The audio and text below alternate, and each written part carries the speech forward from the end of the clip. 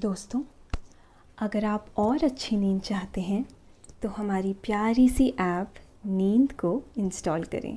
इस ऐप पर आपको एक्सक्लूसिव स्लीप स्टोरीज़ मिलेंगी और आप बिना यूट्यूब प्रीमियम के भी इन स्टोरीज़ को बैकग्राउंड में सुन सकेंगे। इंस्टॉल करने के लिए आप हमारी वेबसाइट नींद.ऐप पर ज़रूर आइए और अच्छी कहानियाँ, स्लीप म्यूज़िक, कुछ टिप्स सुनने के लिए इस चैनल को सब्सक्राइब कीजिए। हमारा मकसद है भारत को बेहतर नींद देना और हमारे इस सफर में आप हमारी मदद कर सकते हैं। वीडियोस को शेयर करें उनके साथ जिन्हें नींद आने में तकलीफ होती है। नमस्कार, मैं हूं लोकेश और आज मैं प्रस्तुत करता हूं आकाश कौशिक द्वारा लिखी हुई एक खूबसूरत स्लीप स्टोरी। ये कहानी आपको रहस्य से भरे रोमांचक सफर पर ले जाएगी। ये कहानी है एक ऐसे किसान की जो अपने खेतों में बहुत मेहनत से अनाज उगाता था। उसे भगवान पर ज्यादा भरोसा नहीं था। एक दिन ऐसा चमत्कार हुआ कि उसकी बीवी ने उसे भगवान विष्णु का एक दिन का व्रत रखने की सलाह दी। उस व्रत के प्रभाव से किसान का मन इतना शुद्ध और पवित्र हो गया कि उसकी प्रार्थना स्वीकार कर ली गई और उसके जीवन में एक ऐसा चमत्कार हुआ। आइए जानते हैं ऐसा क्या हुआ किसान के जीवन में जिसने उसकी जिंदगी पूरी तरह से बदल कर रख दी। लेकिन पहले आप अपने आसपास की सारी लाइट्स ऑफ करके आराम से लेट जाएं। अपनी आंखें धीरे से बंद कर लीजिए। अब थोड़ा सा अपने शरीर को आराम दीजिए, थोड़ा और आराम। अपने शरीर को बिल्कुल ढीला छोड़ दीजिए। कोई टेंशन नहीं, कोई तनाव नहीं। अपने दिमाग में चल रहे सभी विचारों को, चिंताओं को त्याग दें। एक शांति सी महसूस करें। सब नेगेटिव पॉजिटिव विचारों को धीरे धीरे निकाल दें। हाथों को सीधा करके अपनी कमर के साइड में रख लीजिए। अपनी सांस पर ध्यान लगाएं। इसको धीमे या तेज नहीं करना है। बस ध्यान देना है कि कैसे वो आपके नाक, गले में होते हुए आपके अंदर प्रवेश कर रही है और कैसे वो आपके गले और नाक के माध्यम से वापस निकल रही है। मन शांत, एकदम शांत होता जा रहा है। आप बहुत अच्छा महसूस कर रहे हैं। खुद को काफी हल्का फील कर रहे हैं।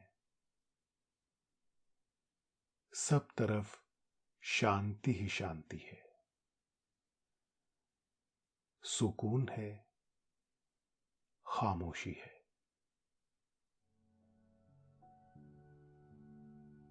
एक बार एक गांव में एक किसान रहता था जिसका नाम रामा था। रामा बहुत होशियार था और बहुत मेहनत से खेती बाड़ी किया करता था। उसका स्वभाव भी लोगों से अच्छा ही था। वो हर किसी से अच्छा व्यवहार करता था और गांव का सबसे मेहनती किसान था। आलस तो उसमें दूर दूर तक नहीं था। वो लोगों को भी मेहनत करने की प्रेरणा देता था, परंतु उसके अंदर एक बहुत बुरी आदत थी कि वो भगवान में विश्वास नहीं रखता था। वो अपने आप को ही हर चीज का कारण समझता था और किस्मत पर ज्यादा भरोसा नहीं करता था। उसे लगता था सब कुछ उसके हाथ में है और वो जो चाहे कर सकता है, जो चाहे प्राप्त कर सकता है, जो चाहे बन सकता है। कभी कभी लोगों को यह उसका अहंकार लगता था और कभी कभी लोग उसे नादानी समझकर भुला देते थे। उस किसान की पत्नी भी उसका बहुत सहयोग किया करती थी। वो एक अच्छी स्त्री थी और अपने पति धर्म का बखूबी पालन किया करती थी। उसके अंदर हर वो खूबी थी जो एक पत्नी में होनी चाहिए। समय पर अपने पति की हर जरूरत का ख्याल रखा करती थी और अपने बच्चों को भी सही परवरिश दिया करती थी।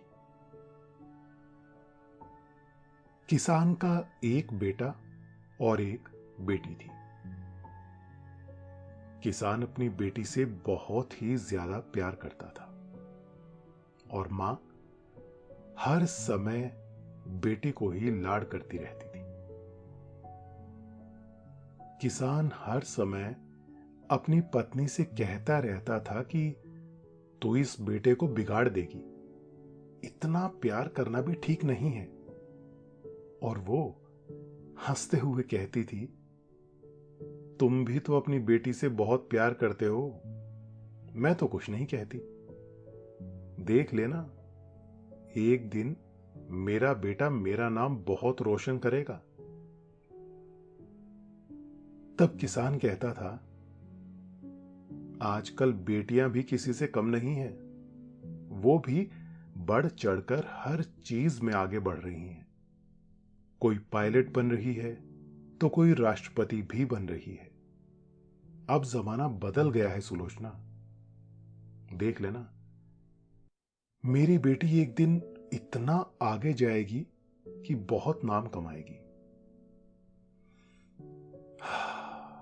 बस चिंता तो एक ही बात की है, अब बेटी सयानी हो चुकी है और इसके हाथ पीले करने हैं।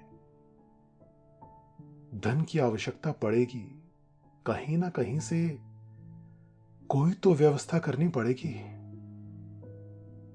यही बात दिन रात सोचता रहता हूं कि करूं तो क्या करूं। आप चिंता क्यों करते हैं जी? भगवान पर विश्वास रखिए, कुछ ना कुछ जरूर हो जाएगा। किसान ने कहा, भगवान इसमें कुछ नहीं कर सकता, जो भी करना है मुझे करना है, बिना करे तो पत्ता भी नहीं मिलेगा। पत्नी भी समझ गई कि उसके पति को समझाना बेकार है। वो कहती, एक दिन आपको जरूर समझ में आएगा कि श्रद्धा की कीमत जीवन में कितनी ज्यादा होती है।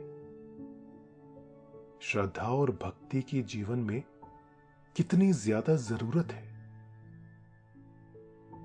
वो धन की व्यवस्था करने के लिए मुनीम जी के पास चला गया, जो सबको ब्याज पर धन दिया करते थे और लोगों की जमीन गिरवी रखा करते थे। किसान ने मुनीम का दरवाजा खटखटाया और जोर से आवाज लगाई, मुनीम जी, घर पर हैं क्या? एक महिला ने दरवाजा खोला। देखने में वो मुनीम जी की पत्नी लग रही थी। लंबे लंबे बाल थे और साड़ी पहनी हुई थी। दोस्तों, अब से आप bedtime stories, guided meditations, relaxing music, इन सब का आनंद नींद ऐप पर ही उठा सकते हैं। किसान ने मुनीम जी की पत्नी समझकर उनको प्रणाम किया और कहा कि मैं मुनीम जी से मिलने आया हूं, कृपया उन्हें बुला दीजिए। महिला ने उन्हें बैठने के लिए कुर्सी दी और एक गिलास पानी भी लाकर दिया। मुनीम जी का घर बहुत बड़ा था। दुनिया भर से ब्याज इकट्ठा करके उन्होंने बहुत धन इकट्ठा कर लिया था। इतने में ही बाहर से किसी के आने की आहट हुई और दरवाजे के अंदर मुनीम जी ने कदम रखा। सेठ जी का व्यक्तित्व बड़ा ही गंभीर था। उनका स्वर बहुत भारी था और आवाज में एक अलग ही वर्चस्व दिखाई दे रहा था। उन्होंने गंभीर स्वर में किसान से पूछा कि तुम्हें उधार की सारी शर्तें तो पता है ना? किसान ने कहा, आपकी कृपा से सब कुछ अच्छा हो रहा है। फसल अच्छी रही तो मैं आपका सारा कर्जा चुका दूंगा, आप चिंता ना करें। बस मेरी बेटी के दान दहेज के लिए मुझे कुछ रकम दे दें ताकि मैं धूमधाम से उसकी शादी कर सकूं, उसके हाथ पीले कर सकूं। मुनीम जी बहुत चालाक थे। वो इसी तरह किसानों को फंसाया करते थे और एक मोटे ब्याज पर उन्होंने किसान को रकम दे दी और साथ में चेतावनी भी दी, अगर समय पर नहीं लौटा पाए तो तुम्हारी जमीन मेरी हो जाएगी, इतना तो पता है ना? किसान ने विनम्रता से उत्तर दिया, आप चिंता ना करें, मैं बहुत मेहनती किसान हूं, आपकी पाई पाई चुका दूंगा। किसान ने लड़का देखना शुरू कर दिया। वो हर रोज कहीं ना कहीं जाता और अपनी पुत्री के लिए एक योग्य वर तलाशता रहता था। एक दिन वो एक ऐसे घर पहुंचा जहां पर घर की औरत चौका लगा रही थी। घर के अंदर से हवन की खुशबू आ रही थी, जैसे कोई अग्नि में सामग्री डाल रहा हो। मंत्रों की ध्वनि किसान को उस घर की तरफ आकर्षित कर रही थी। वो एक ब्राह्मण का घर था, जिसकी सुंदरता और वातावरण अलग ही शुद्धता का एहसास करवा रही थी। इतने दिनों तक घूमते घूमते किसान की चप्पल भी टूट गई थी, पर उसे अपनी बेटी के लिए कोई ठीक योग्य वर नहीं मिल रहा था। न जाने उस घर के पास पहुंचकर उसे ऐसा एहसास हुआ जैसे उसकी खोज बस खत्म होने वाली है।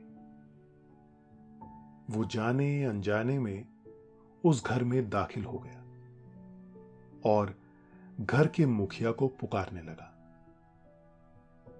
इतने में ही उनकी पत्नी आई और एक अपरिचित व्यक्ति को द्वार पर खड़ा देखकर असमंजस में पड़ गई। उसने पूछा, आपको किससे मिलना है और आप कहां से आए हैं? किसान ने अपना सारा परिचय कह सुनाया। पंडित जी हवन कर रहे थे। पत्नी ने उन्हें बैठने के लिए आसन दिया और दोनों आपस में बातें करने लगे। हैरानी की बात तो यह थी, जब पत्नी को यह पता चला कि ये अपरिचित व्यक्ति तो उनके दूर के रिश्तेदारों में से है, तो किसान और भी ज्यादा खुश हुआ कि अब तो रिश्तेदारी भी निकल आई। अब तो मेरी बेटी का विवाह इस घर में अवश्य हो सकता है। किसान का एक मित्र इस परिवार को जानता था, उसको भी बुलवा लिया गया और सारी बातें हो गई। इतने में पंडित जी आए और उनकी पत्नी ने उन्हें सारा हाल कह सुनाया। पंडित जी भी अपने बेटे के लिए एक सुंदर गुणवान स्त्री की तलाश में थे। अब उनकी भी तलाश खत्म होने जा रही थी। दोनों परिवारों ने एक दूसरे को समझा और रिश्ते के लिए हामी भर दी। शादी का दिन आया और किसान ने अपनी सारी पूंजी लगाकर धूमधाम से अपनी बेटी का विवाह किया।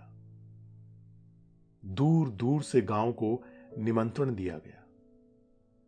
बहुत सारे लोग शादी में शामिल होने के लिए आए। महाभोज का आयोजन किया गया। गांव वाले ये देखकर हैरान थे कि किसान के पास इतना सारा धन कहां से आ गया। किसी को भी नहीं पता था कि उसने कर्जा लिया है। किसान को तो बस अपनी बेटी के विवाह का चाव चढ़ा था। वो अपने सारे शौक पूरे कर रहा था। विदाई के समय सबकी आंखें नम थी। माता पिता अपनी पुत्री को विदा करते हुए भावुक हो रहे थे और भाई, जो रोज बहन को चिढ़ाता रहता था और लड़ता रहता था, वो आज ये सोचकर व्याकुल था कि अब वो अकेला पड़ जाएगा। अब किससे लड़ेगा, किसके साथ खेलेगा, किसे अपने मन की बातें बताएगा। सब कुछ अच्छे से संपन्न हो गया। शादी धूमधाम से हुई और गांव वाले भी किसान की आवभगत से संतुष्ट थे। कुछ दिनों बाद अचानक मौसम बदला और जैसा कि सब लोग अंदाजा लगा रहे थे कि इस साल बहुत बारिश होगी, परंतु ऐसा नहीं हुआ और गांव में सूखा पड़ने लगा। मौसम में एक भी बरसात नहीं हुई और सब लोग ये सोचकर असमंजस में थे कि ऐसा कैसे हो रहा है। और लोगों को तो कुछ खास फर्क नहीं पड़ा, परंतु किसान, जो पहले से ही कर्जे में था, अच्छी फसल ना होने की वजह से और ज्यादा डूबता जा रहा था। अब उसे कर्जा चुकाने की कोई और तरकीब सोचनी थी। उसे कुछ भी समझ नहीं आ रहा था कि वो क्या करे। मुनीम जी रोज किसान के पास आते और अपना पैसा वापस मांगने की कोशिश करते। पति को ऐसे देखकर उसकी पत्नी सुलोचना भी व्याकुल हो उठी। उसने अपने पति को समझाया कि आप कभी भी मेरी बात नहीं सुनते हैं। इस बार आप मुझ पर विश्वास कीजिए और भगवान पर विश्वास रखकर बृहस्पतिवार का व्रत रखकर देखिए। हो सकता है आपकी श्रद्धा काम कर जाए और कुछ परिवर्तन जीवन में आने लगे। जब पत्नी अपनी बात पर अड़ी रही तो किसान ने हार कर पत्नी की बात मान ली। उसने सोचा, व्रत रखने में हर्जी क्या है, देख लेते हैं क्या होता है। जब किसान अंदर से पूरी तरह टूट चुका था और उसके पास कोई चारा ही नहीं बचा था, तो उसने खुद को प्रभु के चरणों में समर्पित कर दिया था। उसने भगवान विष्णु का व्रत रखने के लिए एक अनुष्ठान किया और बाजार से पूजा की सभी सामग्री लाकर पूरे विधि विधान से भगवान का पूजन किया। सत्यनारायण की कथा भी की गई और लोगों को प्रसाद भी बांटा गया। कुछ दिनों तक ऐसा ही चलता रहा। किसान को अपने अंदर अचानक शांति अनुभव होने लगी थी, जैसे हर रोज किसी से अपने मन की बात कह रहा हो। परिस्थितियां तो वैसी की वैसी ही थी, परंतु मन में शांति बढ़ती जा रही थी, जैसे कोई उसकी बाह पकड़ रहा हो। उसका भाव पवित्र होता जा रहा था, मन शुद्ध होता जा रहा था। ईर्ष्या, द्वेष, लोभ, मोह, काम, क्रोध, अहंकार सब कुछ खत्म होता जा रहा था। जैसे धीरे धीरे वो अलग ही दिव्यता की ओर आगे बढ़ रहा था। गांव वाले भी उसकी श्रद्धा और भक्ति देखकर अब फूले नहीं समा रहे थे। लोगों को उसकी भक्ति पर विश्वास होने लगा था। वो तानपुरा लेकर गांव की चौपाल पर बैठता और भगवान की भक्ति में लीन हो जाता। ना जाने अब उसके ऊपर कैसी धुन सवार हो गई थी। उसके संगीत में, उसकी वाणी में ऐसी मधुरता उतर आई थी जैसी पहले कभी नहीं देखी गई थी। लोग जहां भी उसका स्वर सुनते, खींचे चले आते थे। भजन कीर्तन में मन लगने लगा था। किसान की भक्ति देखकर पूरे गांव का वातावरण ही बदलने लगा था। लोग आश्चर्य कर रहे थे कि ऐसा घोर नास्तिक इंसान भी इतना आस्तिक हो सकता है, इसका अंदाजा नहीं था। परिस्थितियां मनुष्य से कुछ भी करवा देती हैं। जब मनुष्य समर्पण कर देता है तो उसकी श्रद्धा और भक्ति पराकाष्ठा को भी पार कर जाती है और ऐसा चमत्कार करके दिखलाती है जो आज तक किसी ने ना सुना हो, ना देखा हो। भगवान की भक्ति और श्रद्धा से किसान की आवाज में ऐसा स्वर उतर आया था जो दूर दूर के संगीतज्ञ को अपनी तरफ आकर्षित कर रहा था। बड़े बड़े संगीत के महारथी और विद्वान किसान का स्वर सुनने के लिए आते थे और तृप्त होकर जाते थे। किसान भगवान की भक्ति में इतना लीन हो गया था कि अब ना तो उसे कर्जे की कोई चिंता थी और ना ही लोगों की। वो पूरी तरह से भजन कीर्तन में तल्लीन हो गया था। उस गांव से 5 गांव दूर एक बड़ा ही घमंडी गायक रहता था, जो हर समय लोगों का घमंड तोड़ने के लिए उनसे प्रतिस्पर्धा करता था। उसे अपनी गायकी पर बड़ा अभिमान था। जब उसने किसान की गायकी के बारे में सुना तो वो हक्का बक्का रह गया और उसने किसान को गायन प्रतियोगिता की चुनौती दे डाली। संगीत की प्रतियोगिता का समय निश्चित किया गया और दूर दूर के गांव में ढोल पिटवा दिए गए कि किसान और संगीतज्ञ का मुकाबला होने जा रहा है। गायक ने प्रतियोगिता की सजा भी तय कर ली थी। उसने कहा, अगर किसान जीता तो मैं सारी उम्र उसकी गुलामी करूंगा, और अगर वो हारा तो किसान को गायक की गुलामी करनी पड़ेगी। किसान को प्रतियोगिता की कोई सुध बुध न थी। उसे तो जहां बुलाया जाता वो वहां अपने भजन में तल्लीन हो जाता था। प्रतियोगिता का दिन आया। सब लोग बेसब्री से उसका इंतजार कर रहे थे।